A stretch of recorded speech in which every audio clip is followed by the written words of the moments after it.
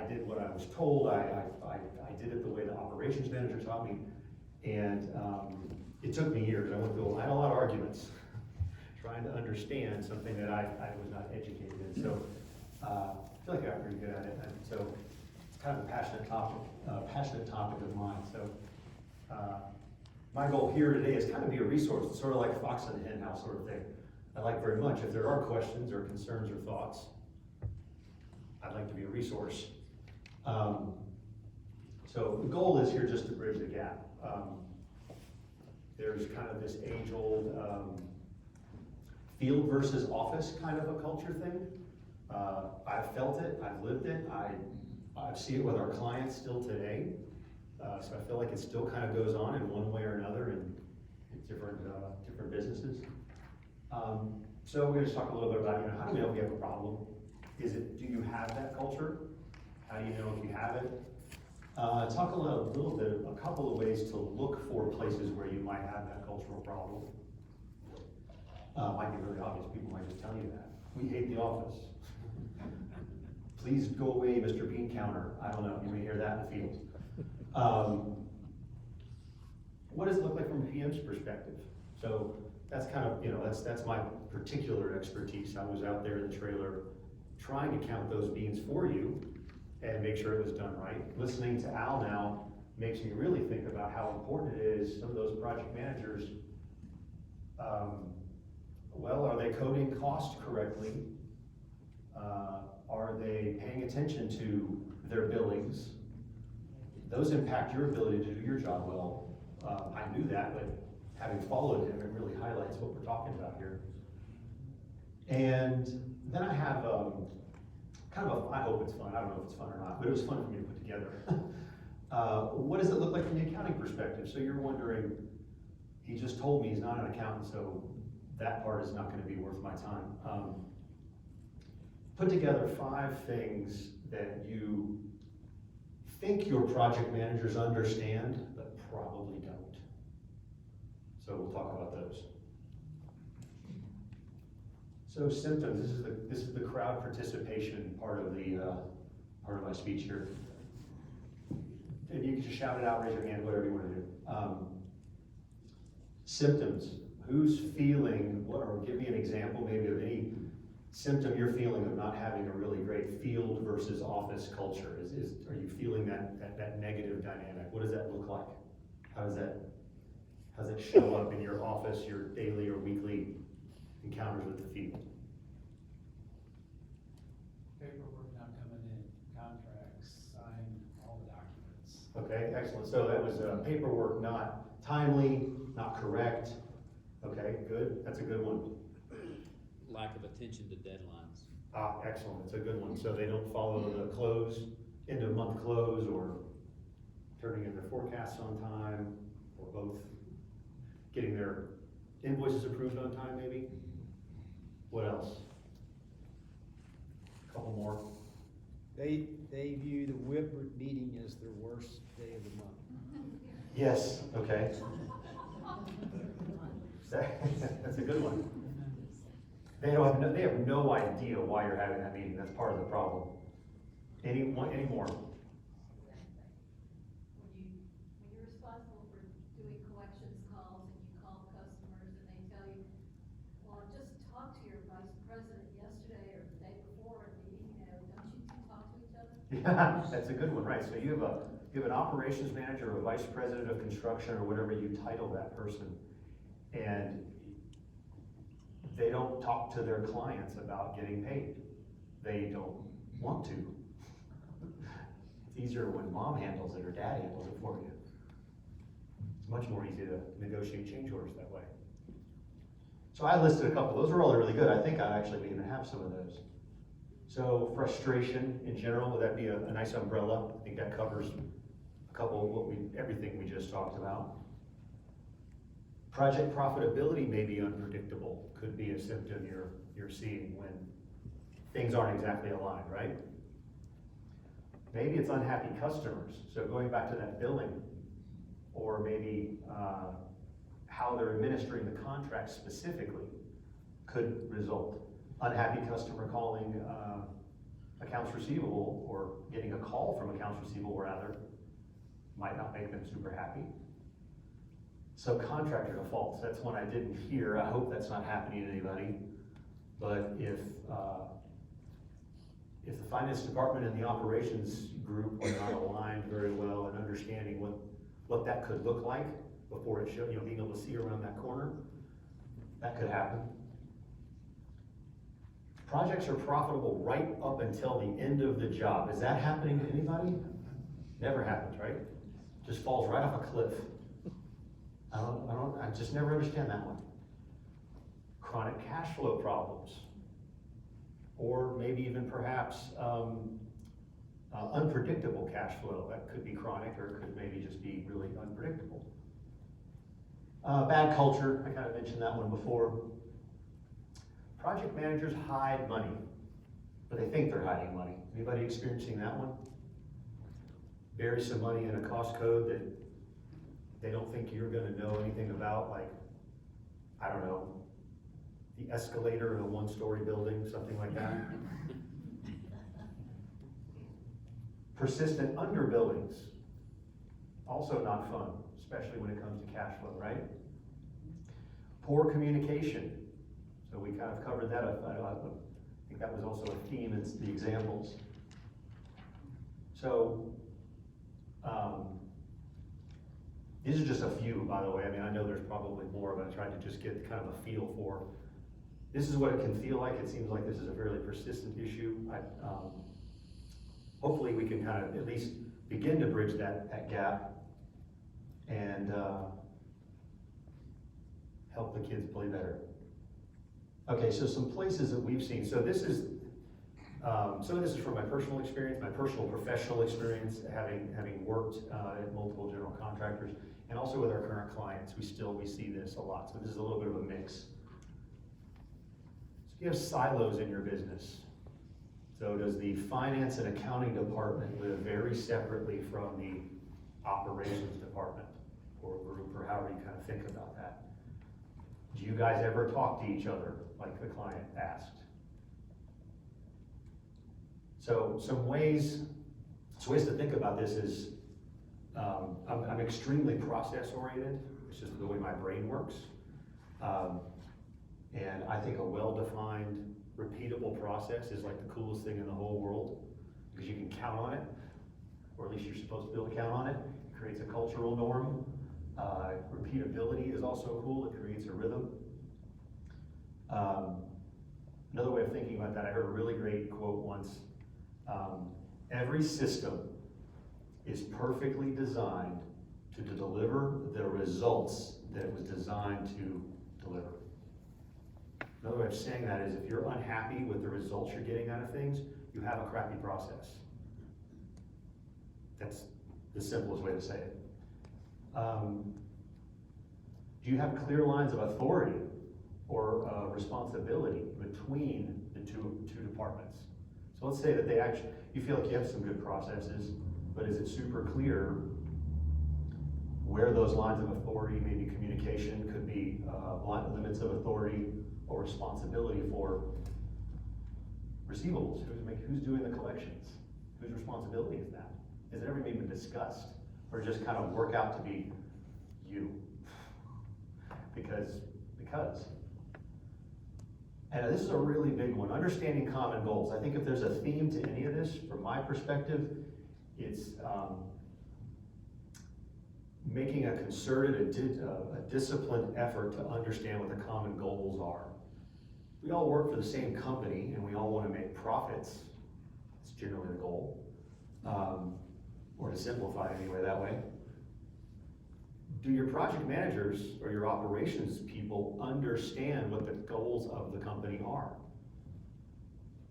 Or is it just their job to pour concrete, or frame, or hang drywall, or whatever? Even if that is their only role, helping them to tie that to the goals of the company might be a way to get them to understand where your perspective is. Measurements. So I've got a room full of accountants. We like to measure things. We care about what we measure, right?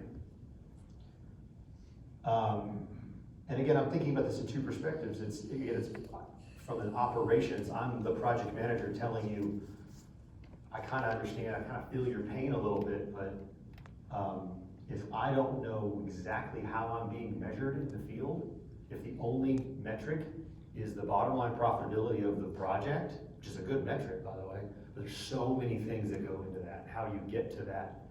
I walked into the job at, I don't know, just pick 3%, just to pick a number. And there's I don't know, there's probably 1,000 things that I could be thinking about on a daily basis that are gonna get me to the end of the, let's say, 12-month job and then deliver that 3%.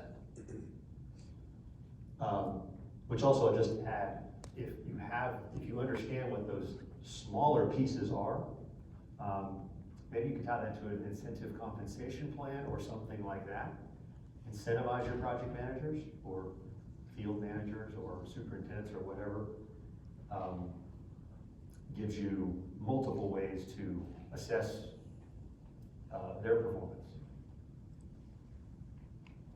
So KPIs, that's what I'm talking about. That's the magic word, right?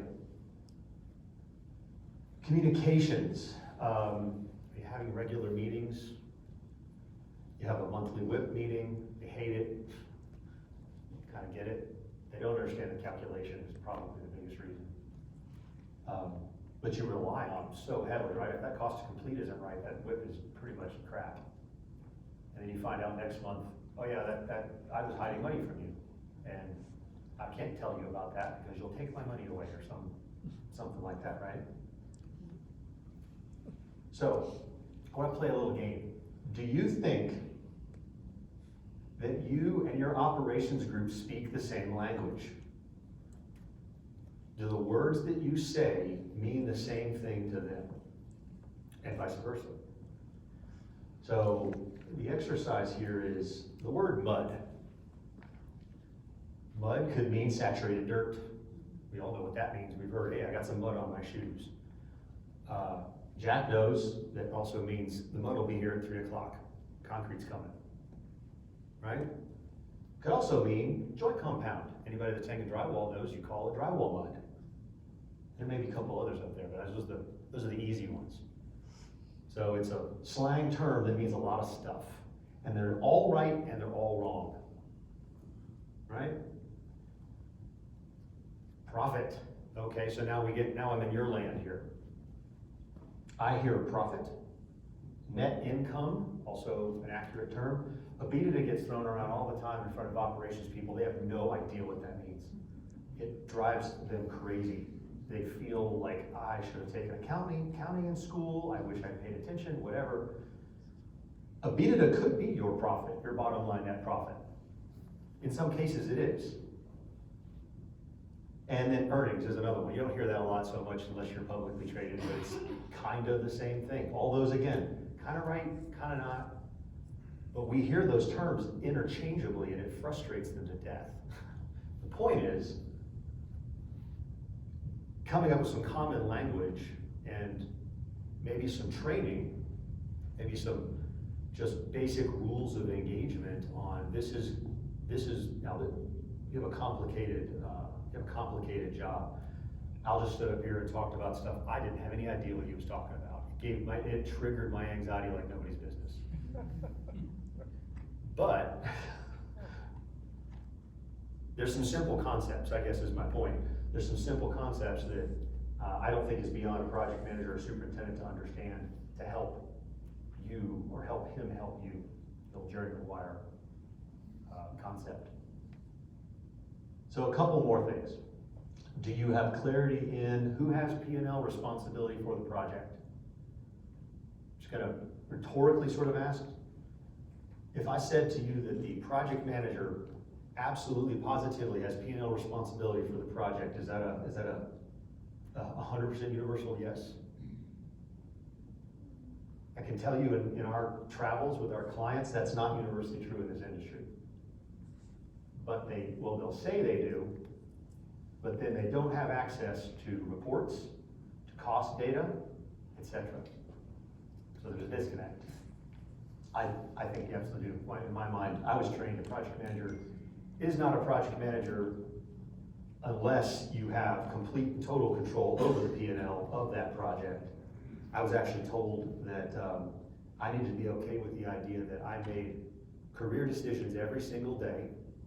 The company trusted me with their money. That was the definition of project manager. So if I was prepared to make a career decision every single day about spending the company's money, then you get the title. Go build a job. Defined processes and procedures. I kind of touched this a little bit before. But you have clarity in that. You have clarity in who is approving an invoice. How many people touch that invoice for it to be approved? Superintendent look at it, if it's a job site accountant or admin, project manager. Are they actually coding it, or does it get coded in AP and then sent to the job site for them to initial off? Understanding exactly, what are those true, payroll's an excellent one. Recently had a client that, the superintendents were responsible for, they actually got the guys in the field to enter their own time, and the superintendent had to sign off on it at the end of the week. But then, I got a story where he cut the hours for the whole crew by, I don't know, I think an hour and a half, something like that. But he wasn't man enough to tell the crew. He made the payroll department explain that to him on Tuesday when their checks were short. So that kind of goes back to responsibility to accountability. Do you have really well defined goals here, or not goals, but responsibilities and processes? Knowing your role in that process, kind of covered that a little bit there. So, who submits the pay application to? If you're a general contractor, to the owner. If you're a specialty trade, to the general contractor. Who's submitting that? Is that the project manager's responsibility? Is that accounts receivables responsibility? How much are you, neither one of those are right or wrong necessarily, but are you talking to one another about how to do that? If the project manager set it up, are you confident that he's read the contract and understands the terms of payment, that he set it up correctly?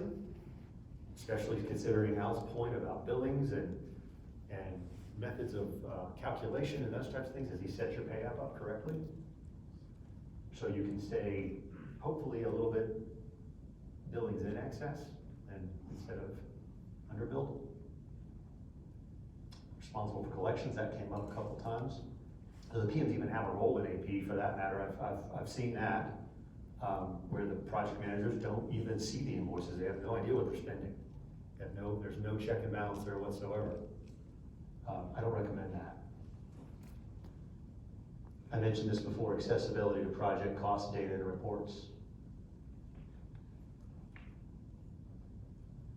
So what it looks like from a PM's perspective, I mentioned a minute ago, there's probably 1,000 things that a project manager can think of on a daily basis. Whether they are doing that every day, I can't say. This, again, referring back to the tax discussion, you guys think about a lot of stuff that I can't claim to understand. I understood a lot of it, but not all of it. Your project manager's out there thinking about his owner relationship. He's thinking about his trade. If he's a GC, he's thinking about his trade contractor relationships. If he's the trade contractor, he's thinking about, he might be running multiple jobs, right? So he's got 3 or 4 GCs he's talking to and making sure he's keeping him happy and filling out multiple pay apps, mind you. I never had to do that. I never worked for a specialty contractor. You guys, I all have respect for that. He's thinking about the schedule, the scope, budget management, hopefully, performance, trade partner and his own performance, labor management, collections, hopefully, in my mind, he's worried about collections. Cost management, is he gonna be on budget or over budget? Has he told you about it? What's his profit forecast? His own team's performance, how are they gonna do in order to hit that schedule? He's worried about the weather, which he can't control, ever. How much you pray about it, you can't. It's completely dependent on the success of the job. Process management, maybe he's built some processes within his own job. I don't know how big this job is. Let's make it a big one. Let's say there's 15 people on his staff. Change conditions, managing that, especially with cost forecasts, billings, change order contract management, owner relationship, all of that gets played into change management. Safety, quality, and logistics, I really shouldn't have put those at the end. I'm sorry about that, that's not intended. It's probably ought to get top of the list, quite honestly. But the bigger point is, how much do you think your PM understands those things? Let's just say we got a bang up PM, and he's thinking about at least 89% of these things. Do you know how confident you are that he understands how well those things impact profitability? And how well is he communicating that to you? When you're asking him questions about how profitable is this project gonna be, are you thinking about those things? Are you asking him those types of questions? Or are you just looking at, I don't know, the cost report or the forecast or whatever you call that report that everybody's got an acronym for?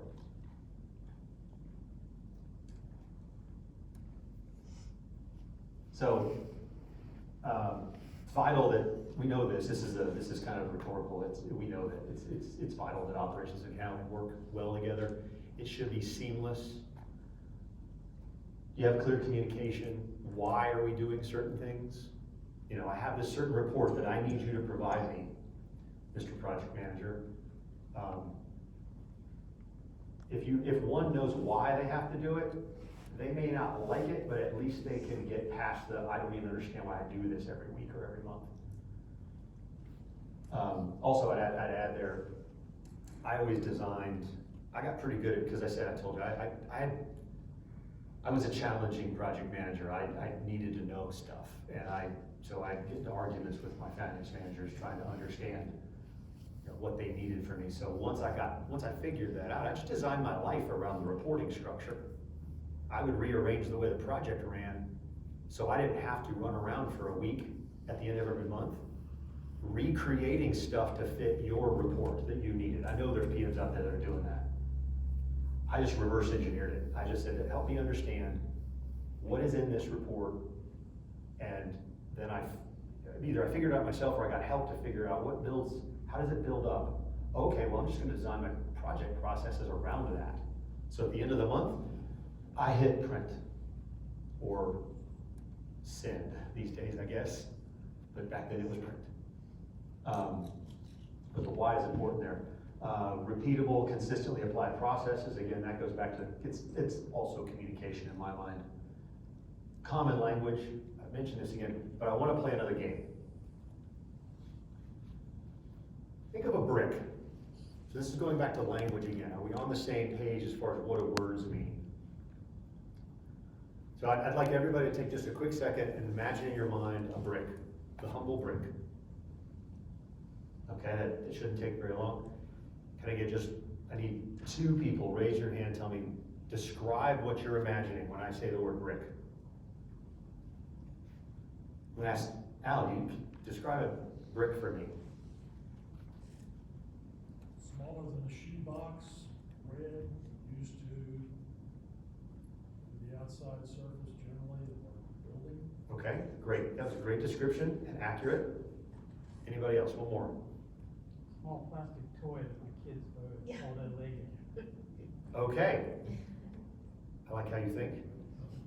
One more.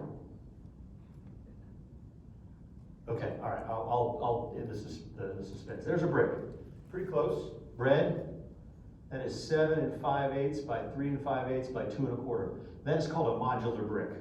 It's got holes in it, it's red, looks like there's a little grog in it. That is a brick too.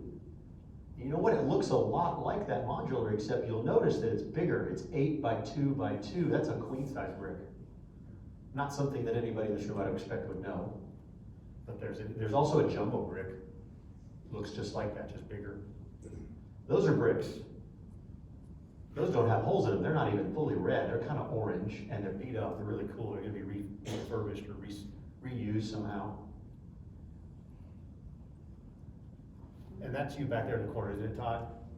There you go, brother. That's my man, Lego brick. That was supposed to be that was my ba-boom, and Todd stole it. All bricks. Again, maybe I belabor the point. The point is, words, but the definitions of the words we use, if we're not careful, we develop cultures in the company about, and if we have those silos, we develop cultures in the company that start to use words that mean certain things to those cultures, and you forget to tell the secret code to the other guys that ought to know it. So I put this back up here to repeat this. So let's say we've identified some of these things. Say we've heard some stuff like, gosh, that's going on and not really great about that. Training, level up. Identify the gap and put a gap, do the gap analysis and put a plan together to close the gap. Training. Big fan of that. And then, once you've identified the training, what you need, how you need to close the gap, and maybe you do it on a person-by-person basis. It's part of their personal development plan. Maybe you have a high potential employee. You get a hotshot PM, like that guy's gonna run this operation one day. Identify that guy or girl, doesn't matter. And then have some continuous improvement. Don't quit. Keep working on it. It's a churn process. You gotta grind on this. So, I did this a little bit David Letterman style. It doesn't quite translate the way it used to on the screen when top 10 lists were funny. Things you think your project managers understand, but probably don't. Number one, the contract. Do your PMs, your project teams even have access to the prime contract? And for you, especially trade contractors, that would just be your contract with your GC. However, because of flow down clauses, you should be asking for the prime contract too, by the way. GCs, you can redact that and give them what they need. But do they even have access to it? Have you even asked for it? You've got it in a drawer somewhere. There's important stuff in there, really important stuff project managers should know.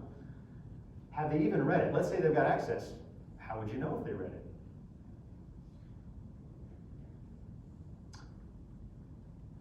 So maybe that looks like having a review meeting at the beginning of the job or during your monthly meetings, talking about the things that can influence their daily decision making that impact you. Liquidated damages, as a nasty one, nobody likes to talk about it, but they're out there. And by the way, you like those a lot better than you do actuals. So that's why I picked with LDs. How are they calculated? If you've got a project schedule problem, you better be calculating what that burn rate is. Payment terms, again, when's the pay app due? Are they turning it in on time? Is that their responsibility?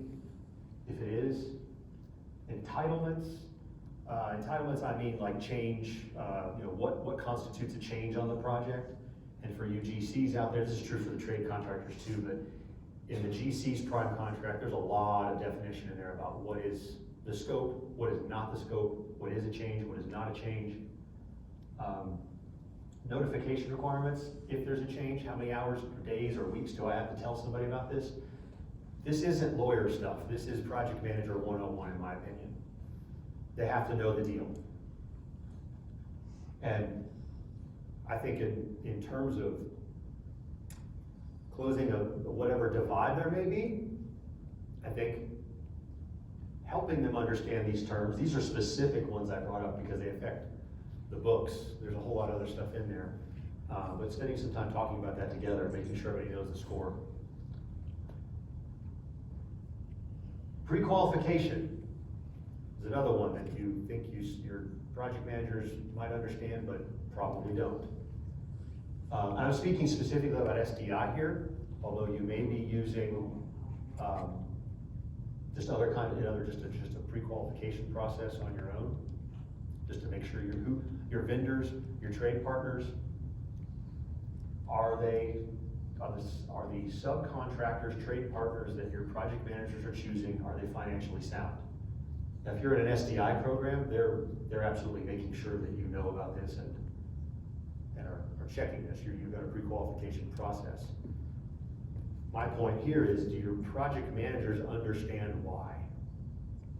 Do they understand what red flags might pop up for a pending default?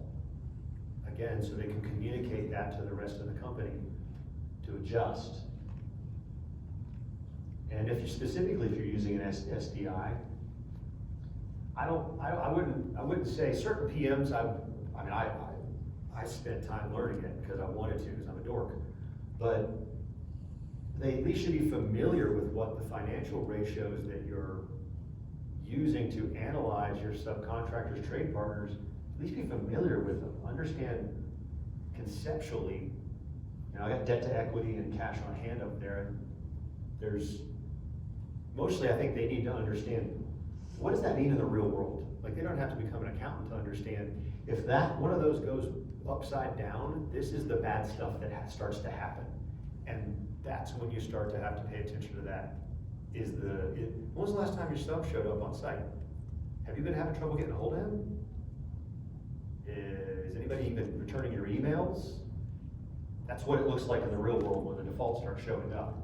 And those ratios do a pretty good job. They're not perfect, but they do a fairly good job of highlighting ones you should pay attention to.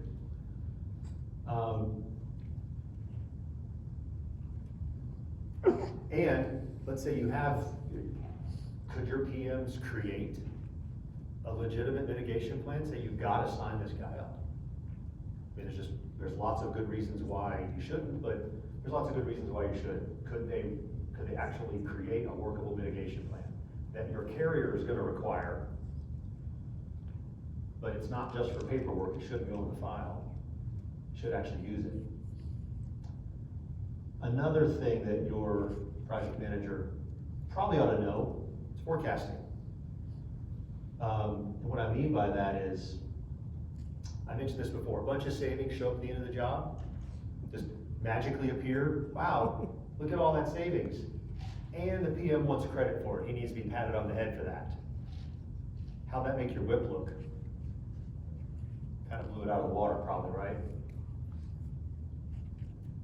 You've ever heard the phrase, I have to hide money from you guys.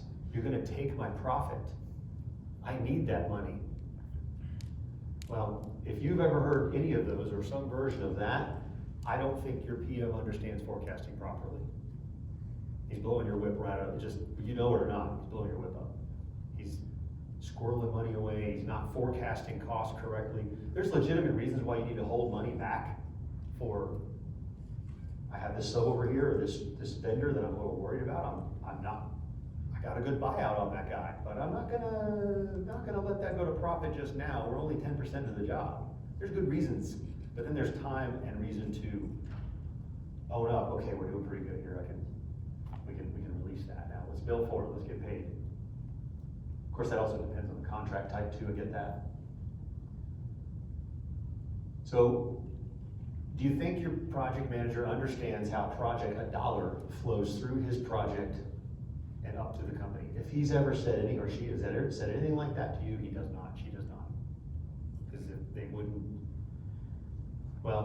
wouldn't say that with sincerity.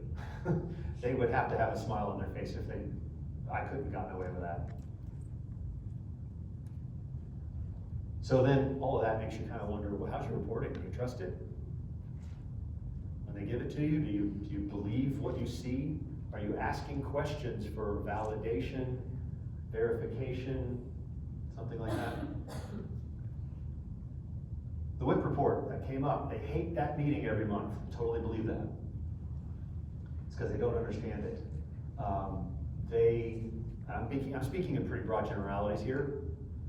I can say for sure I didn't understand. I can remember years ago, I got a phone call from I was with Lindley's at the time, and I got a phone call from the regional finance manager and wanted to know why my BIE went up.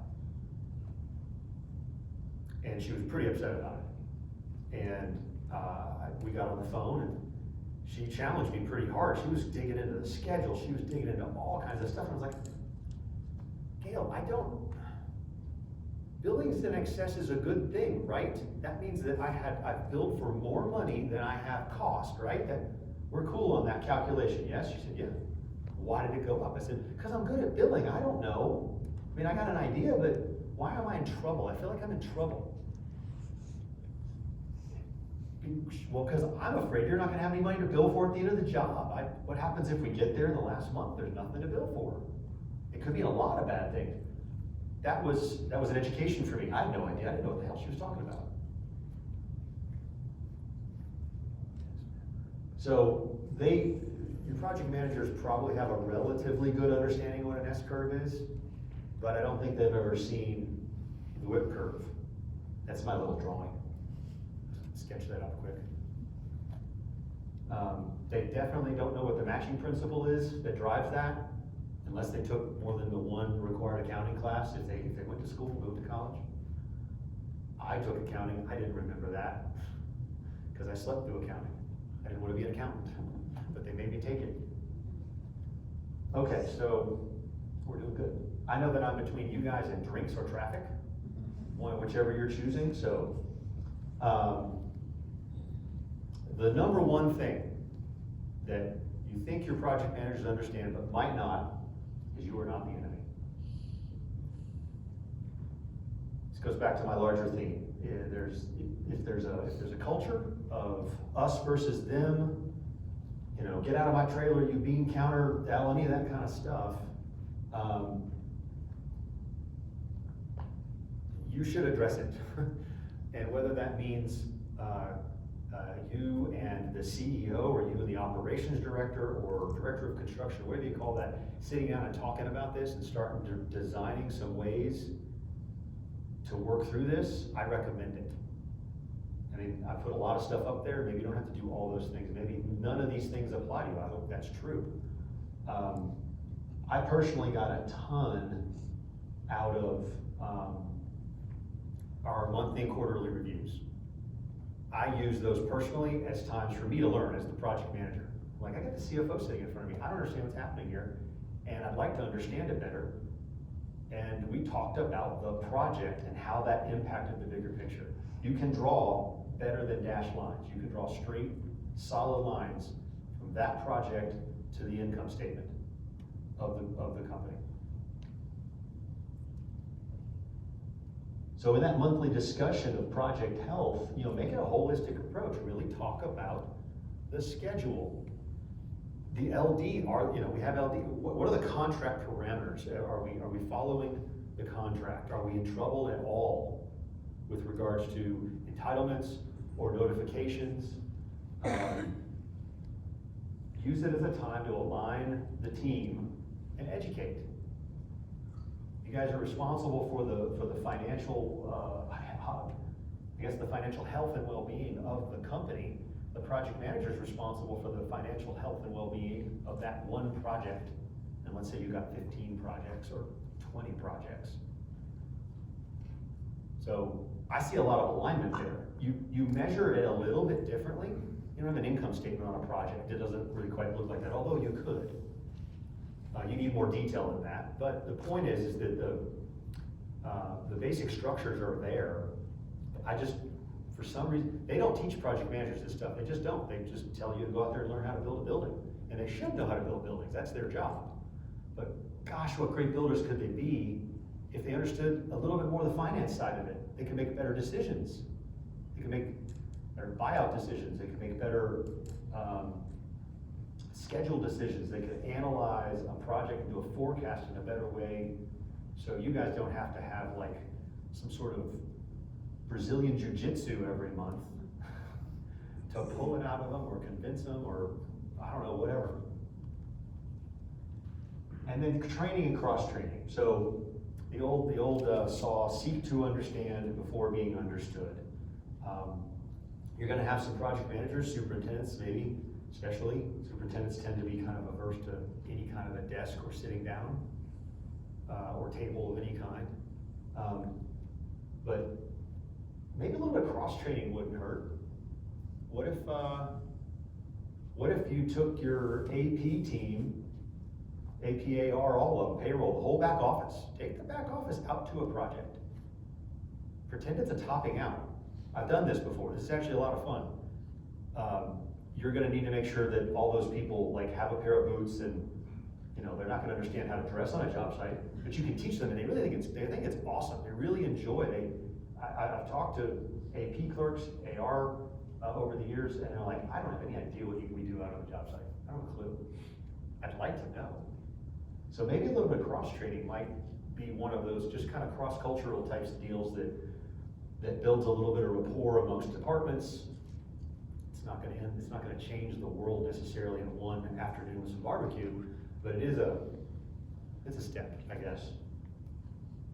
I believe that's where I end, I think, yeah, so I've just summarized here.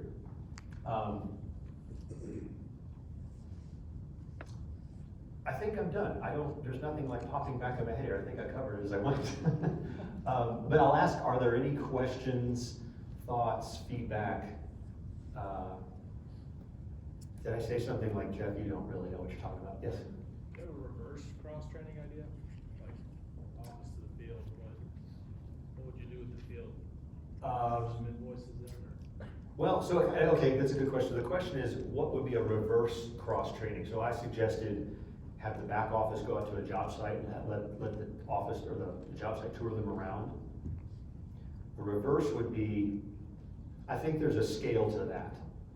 So if I'm a project engineer, I just got out of college, or maybe an assistant project manager, something like that, the level of understanding that person needs to help you is a lot lower on the curve than the project manager and the superintendent.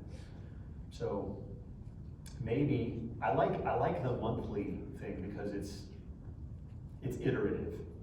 It's not, hey, you're required to come to class on Friday and I'm buying pizza and I'm gonna teach you about income statements. Shoot me now. That's what everybody's gonna think.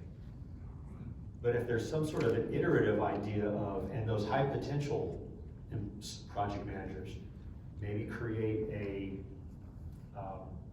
we used to call them quality teams at McDevitt Street. You call them what you want, but maybe future leaders or something along those lines. You create a small team and say, you have got what it takes, and I wanna make sure you know some stuff. And as the CFO, you sit down with them for, I don't know, once a month for an hour and help them. I wouldn't do it around business planning time because that's kind of, that's silly season, but maybe after, after year end, like in January or so, before you go crazy tax time, say, we put the business plan together. I'm gonna show it to you and how exactly that ties to the projects that you built. Let me show you that. Something like that maybe. Plus there's a personal connection to that, especially for those high potentials. If you think that guy's gonna be your boss one day, you might wanna train him up. Any other questions? You can let the PMs drive that monthly project review meeting. I totally agree. Yeah, see, his statement was, let the project managers drive that monthly review meeting. I completely agree with that. I didn't think about that because I did. It was just required of me. I never thought that somebody else would. But there should be a standing agenda, a regular agenda. You cover the same things every month. And that project manager presents his project to you. Shouldn't feel like an audit, shouldn't feel like the Inquisition, but I like that a lot. Yeah, that gives them, there's some ownership there, and also gives you the opportunity to correct as it comes. Great training. Yeah. More Yes, lesson ma'am? learned. Yeah, so I would teach them how the WIP